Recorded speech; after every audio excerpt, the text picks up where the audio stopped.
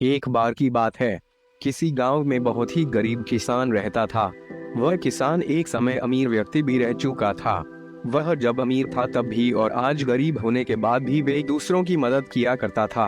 वह जितना हो सकता था वह दूसरे की मदद करता था। वह किसान जब भी मंदिर जाया करता तो ईश्वर से धन मांगता ताकि वह दूसरे की मदद कर सके। ऐसे ही कुछ समय बिता। एक दिन किसान ने एक सपना देखा कि अगले दिन तुम्हारे घर पर एक साधु आएंगे। जब वह तुम्हारे घर आए तो उनके घर के अंदर आते ही उनके सर के पीछे डंडे से स्पर्श करना।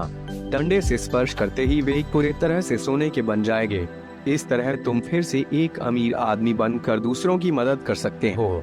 अगले दिन ऐसा ही हुआ। उस किसान के घर पर एक साधु ने दस्तक दिया। यह किसान पहले से ही डंडा लेकर तैयार था। जैसे ही वे साधु घर के अंदर आया, किसान से डंडे से उसके सर के पीछे स्पर्श किया और वह पूरी तरह सुने के बन गए। अब यह सब कुछ एक नाई, बाल काटने वाला, ने देखा लिया। यह नाई किसान के घर किसान का बाल काटने आया था।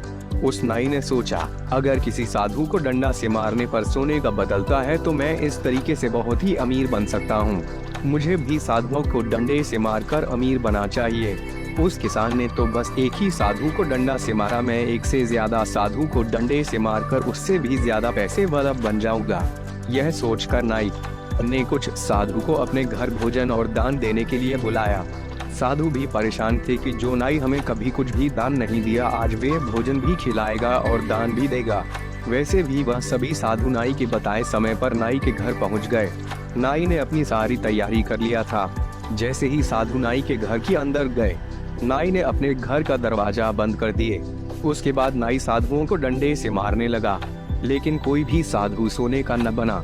साधु नाई को इस तरह से मारने का कारण समझ नहीं पा रहे थे। कुछ समय मार खाने के बाद सभी साधुओं को गुस्सा आ गया। सभी साधु मिलकर नाई को खूब मारा।